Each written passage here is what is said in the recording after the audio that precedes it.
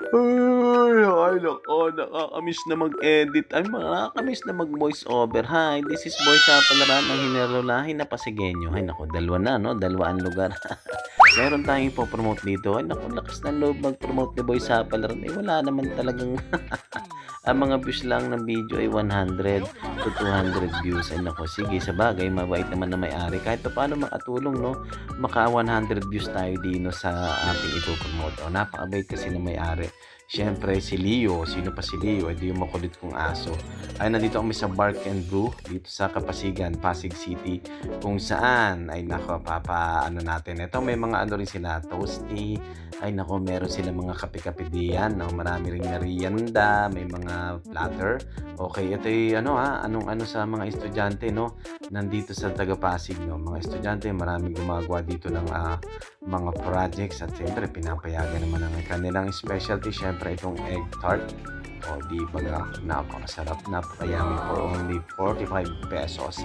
At eto na ang makulit, ito na yung sinasabi ko si Leo. Ay naku, nakakatuwa naman ito, kailangan ng pagupitan siyempre. Ay nako, wala nang mata. O ayan, at gusot-gusot na ang kanyang mga balahibo. Kaya ito na, naisipan namin na pumunta dito. May nag-recommend dito sa amin, kapitbahay din namin. Shoutout kay Ma'am Ivy, no, kapitbahay namin. Ito na, ang likot na Leo.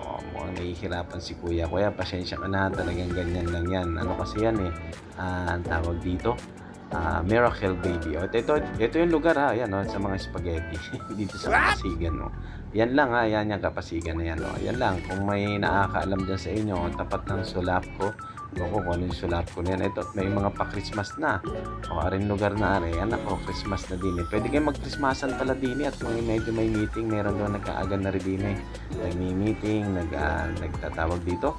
Basta, pwede rin mag-Christmasan nga ang mga estudyante din. O, ginabot na ng gabi.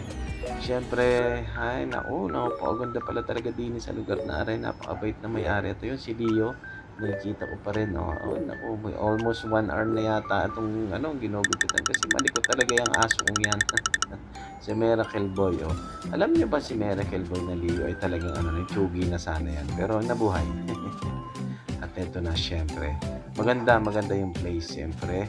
O, di ba, napakadami nilang mga display na about sa puppy, sa mga for baby. At ito na, may sarili silang product. O, pwede raw ito sa mga garapata, sa mga pampabango, syempre, mga pang-spray-spray. Ito na, almost 1.5 hour na, nag-aantay si Boy Sapalaran. Ay, nako. Malilibang ka naman, syempre. Malilibang ka. Ay, nako. Ito na, nalulungkot na ako. At ito na, ang baby ko. Hello, Leo.